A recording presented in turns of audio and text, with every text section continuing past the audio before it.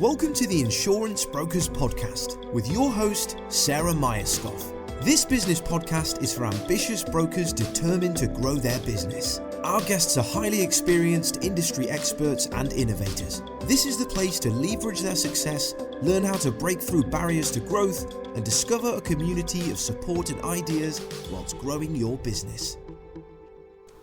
Good morning, Chris. Thank you very much for joining me this morning on the Insurance Brokers Podcast. It's great to have you here. Morning, Sarah. Thank you for the invitation. I'm quite excited, which we've already discussed, but I feel I must draw attention to your back wall with all the running numbers on. I think it's fabulous. It was just a way of brightening up a very bland wall that suddenly was exposed to many people as we went into lockdown. But it creates a bit of a talking point. The gold 666 is my favourite. Well, that is the only number that I've ever actually chosen. And that was from a race this year. And after putting these numbers up on the wall and having the opportunity to pick a number, I thought, what better one? I must admit, I thought it was 999 initially, but 666 was even better, I think. Well, from here, I wouldn't know if it was actually 999 and you turned it upside down. So it looks great. So today's conversation is actually almost part of a three podcast series, really, which was kind of an inadvertent thing. But it's all around this work that Ecclesiastical are doing on the generalist versus specialist broker. So I don't know if you just want to give us a bit of background about you, your role, and maybe what we're going to talk about today, and then I can ask you lots of interesting questions. Sure. Okay. Well, so I'm the broker distribution director for Ecclesiastical, and that means I look after distribution within Adrian's team. And that's the key account managers that go out and see our major brokers. But also we've got a team of account managers that look after brokers. Well, it used to be via the telephone. We used to call them telephone account managers, but now it's video conferencing and whatever medium brokers are happy to engage with. So and also within the team we look after some of those strategic relationships, market management functions with some of those larger brokers. And really just with a team, I suppose, that takes the ecclesiastical proposition and tries to bring it to life for brokers. Fabulous. And you guys, so just for people that haven't listened to the previous podcasts, Adrian Saunders, Commercial Director for Ecclesiastical, you've just mentioned, and I did a podcast in May, which was prior to some work you guys were doing, some research really, on sort of specialisms and how brokers view their own capabilities from a specialist versus generalist nature. And we talked around the survey and the roundtable broker briefings that you were doing. Adrian and I caught up in June and we talked a little bit more about some of the early results that were coming out of those surveys. And you guys have gone on to develop a white paper that sort of splits it up almost into personality personas, which I think is fabulous. Do you want to tell us a little bit about it, about sort of your take on the research and the stuff that's come out of it, and then we can talk about the different personas and people can see where they identify? Yeah, sure. The Adrian said, I think on one of the previous podcasts, that this was unashamedly to sort of timed, I suppose, to link to our rebrand and our own sort of position as a specialist insurer in this market.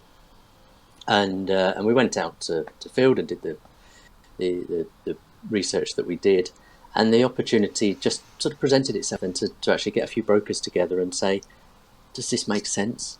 There were a few things within the research that probably didn't make sense or certainly needed challenging, and we thought before we do anything with the results, it would add real sort of colour to it if we got some brokers together, and we held a series of roundtables aligned to our regional offices, so brokers with kind of an affinity to us. Not all of them were specialists, so some of them absolutely recognised the research and said, yeah, that's me, and others went, no, don't think that's a kind of a current position of the market. So we had that opportunity to validate that research and do the thing that often happens in individual offices, where you read these surveys and you go, what a load of nonsense, or oh yes, that's absolutely accurate. We were able to do that with some brokers, and then this piece has come out as a consequence of that. So, specialism is a spectrum. When we talk about specialist brokers, we deliberately could mean a firm, but we also could mean an individual. Some individuals recognise them as this as a pure specialist, which is one of the personas that we've given, and yet their firm wouldn't want to be described as a specialist broker, perhaps. So the personas piece just tries to bring to life the fact that not all specialists are the same, and that there's a range. One of the things that Adrian and I spoke about in a previous podcast was this idea of how defining specialism. And you can have a specialist by geographical location, by product, by all sorts of things, which I think is quite interesting that you've recognised that in the piece of work you've done. Was it deliberate to do the personality, like Myers-Briggs type, red, yellow, blue, all of those? Was that deliberate? It must have been.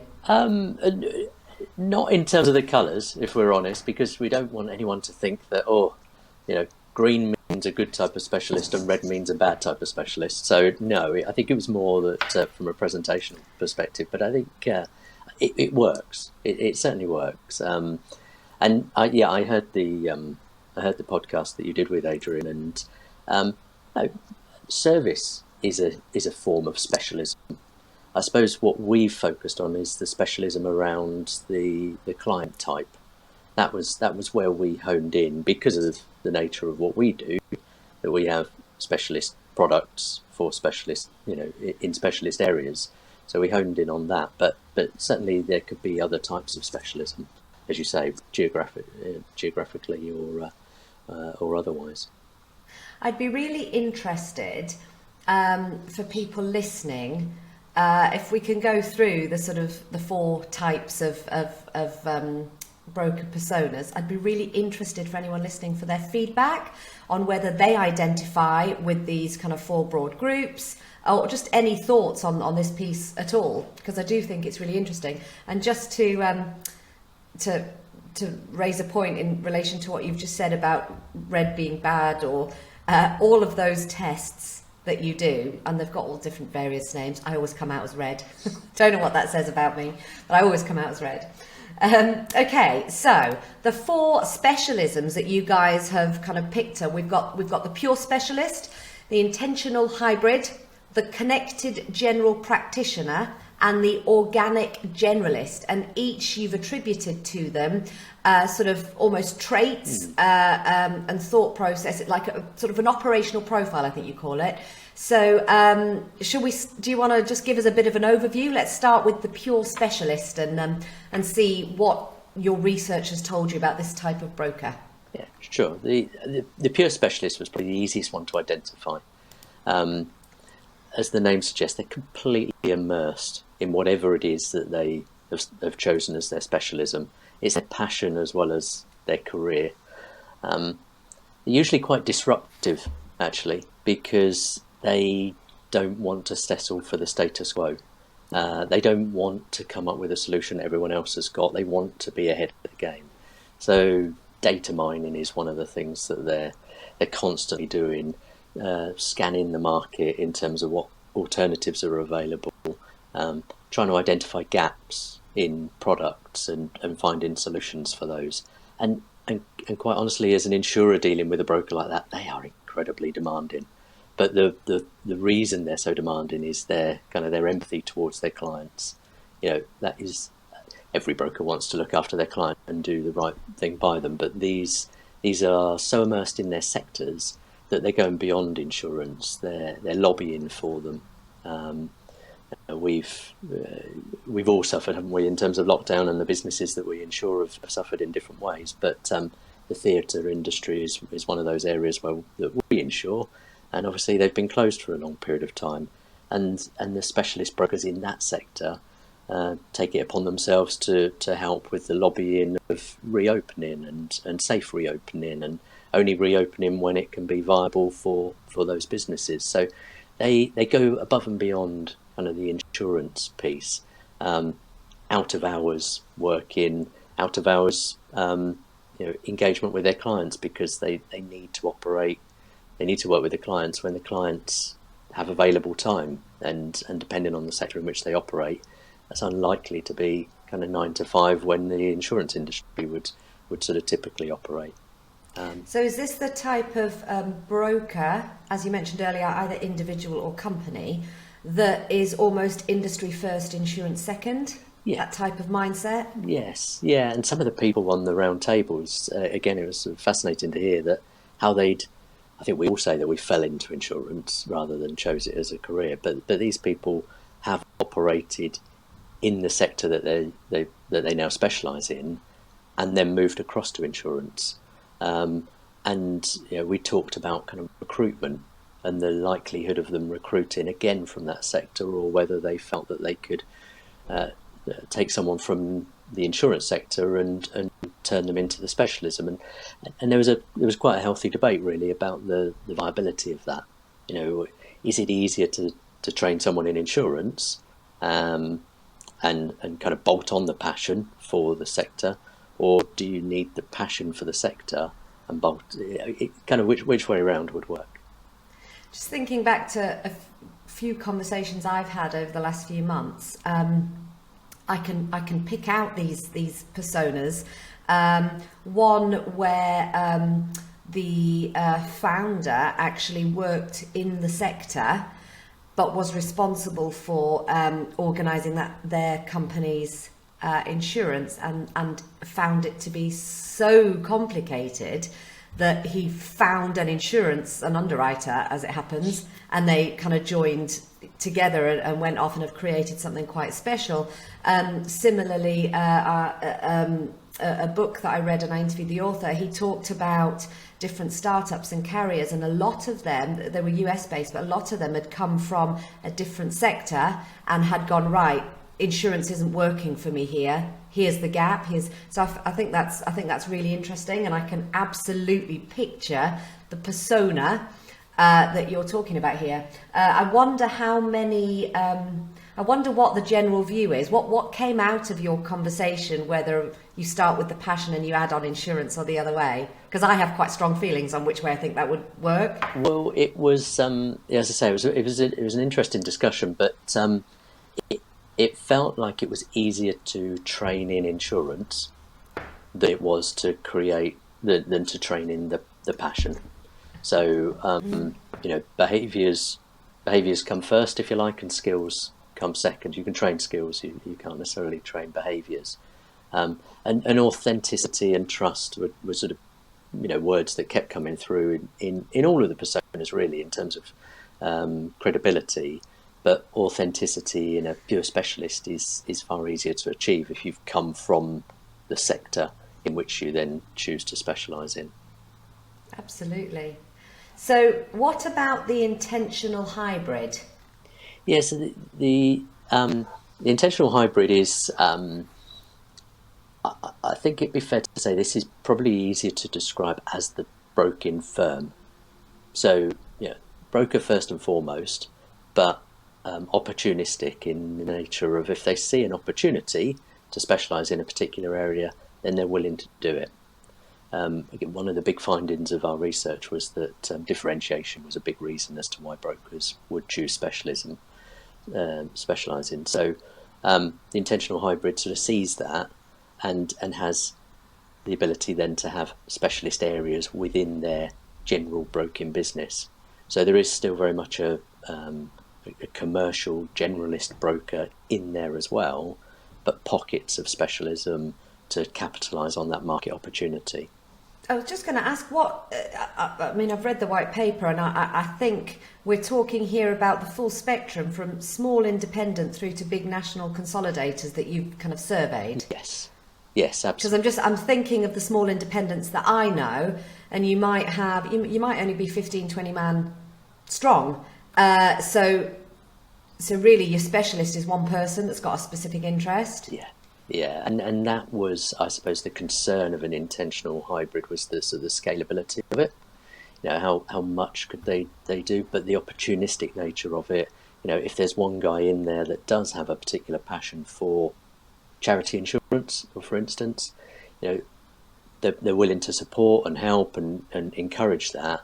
And then it's kind of the tipping point, then does that person or that business start to look at the kind of the pure specialist? Do people get added around it? Or is it a case of we can add the generalist skills to support? I think the insurer sort of relationship in both the pure specialist and intentional, that describes some of the differences as well. The insurer relationship with the pure specialist, they know who the market is before the risk sort of is presented.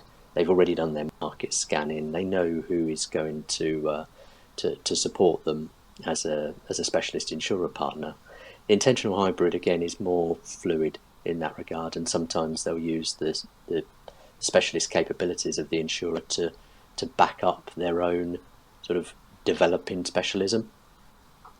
I did some interesting work with a client a while ago now, small independent general community broker, and what we did is we did some work with all of the sales staff, the client-facing staff, about favourite clients versus not favourite clients.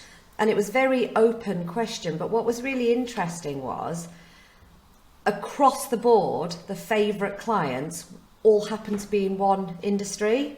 And it was a bit of a aha moment for the business, and quite a lot of fun for us and the sales staff to be like, why do we think this is? And we looked at the geographical location, where was close, the type of clients these tend to be in terms of admin heavy, or this sort of feels like it fits a little bit here, although it was unintentional, but now could be intentional.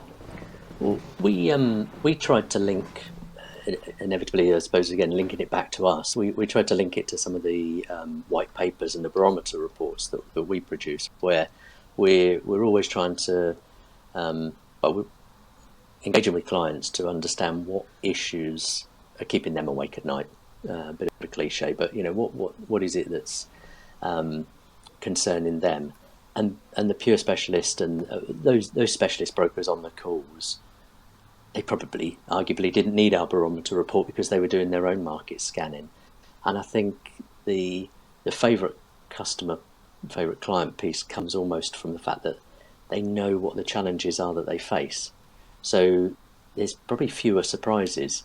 So you don't get the kind of the call of, I need to do this, or I'm faced with this issue, what are we going to do about it? That favourite client or that homogenous group of clients in a particular sector, you sort of know what challenges they're facing, and you're having that conversation early and you're preempting it. And so perhaps that might play a bit in terms of that favourite client, because there's fewer surprises perhaps. Absolutely. All right, the third group, the connected general practitioner. How do we identify this group of brokers? Yeah, well, as that GP term sort of indicates, this is, my leg hurts. Whereabouts on your leg? Well, the middle bit. Well, that's your knee, so I'll get you a knee specialist. It's that sort of piece. And so the general practitioner certainly doesn't shy away from specialism, but they don't pretend to be anything that they're not either. So the GP is well connected in terms of specialist suppliers and invariably specialist insurers that they can bring in. They deliberately seek out these opportunities, but they don't try to build that capability themselves within their business. They have the capability to identify, but not necessarily the structure to align themselves around the specialist needs of their clients. So that's where the GP kind of aspect came into. It seemed to work as a way of describing it. They could well have a service-led proposition rather than a sort of a sector specialism. Is this where you might find the community broker? Yeah, I think you would, and it aligns, doesn't it, with that whole sort of GP idea and in amongst it, and I'll find you the right answer, and I'll bring this person in. So building trust with their insurance partners is critical, but the trust of their clients who know that they're not a specialist, they don't have kind of branding that indicates a specialist. They are just there to help them, connected general practitioner and the organic generalist that we'll come on to, they probably see broking as their specialism rather than specifically clients' needs. And I suppose you might find this is in either of these two, really, that the geographical specialism or perhaps SME specialism, you identify outside of an industry but more by a different type of group. Yes, yeah. If your geography is, you're a broker on the coast and you've got clients then that are bed and breakfast hotels or something like that, then there could well be an alignment around that specialism, absolutely. So the organic generalist, what's the differentiation between that and the general connected general practitioner? Get it right, Sarah?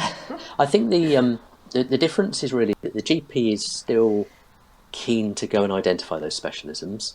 They'll still see that as a differentiator, whereas the organic generalist is proud of the fact that they're a generalist, and the specialism for them is insurance placement, is broking, is managing and identifying insurance risk and all of those sorts of things, as opposed to around the specific client sector needs.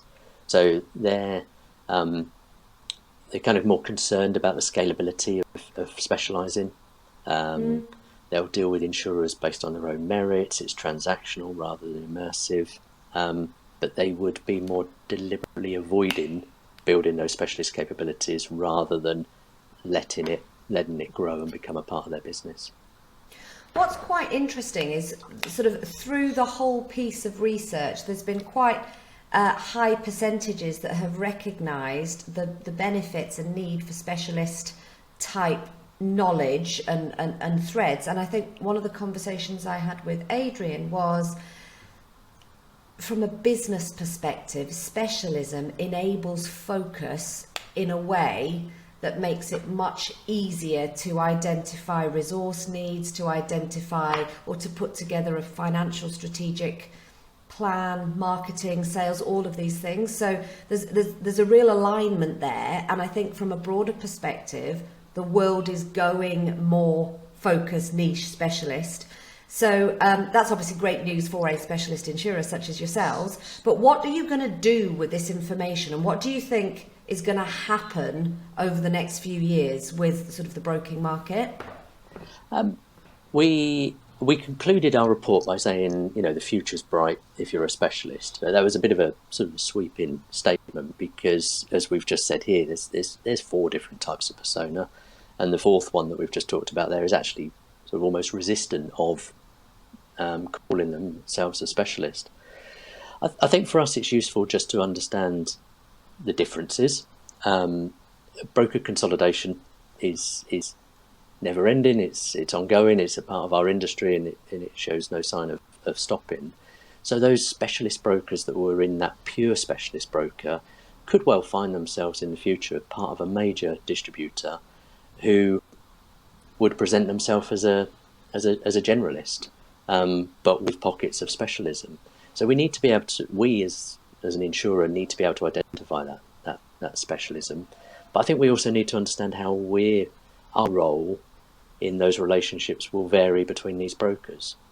So sometimes we'll be presented with a risk for an independent school, something quite complex, either from a specialist broker who has chosen to be in that sector, who knows the issues that those sectors face, and they don't need the same level of support from us. They've come to us because they know that we're in that sector, but they know what the solution is. They know what the answer is. We just need to determine whether or not we can provide it.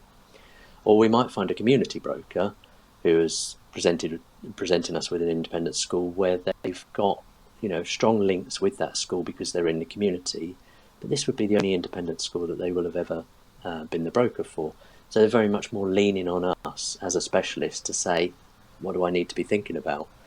So for our underwriters and the development team, those are 2 different responses.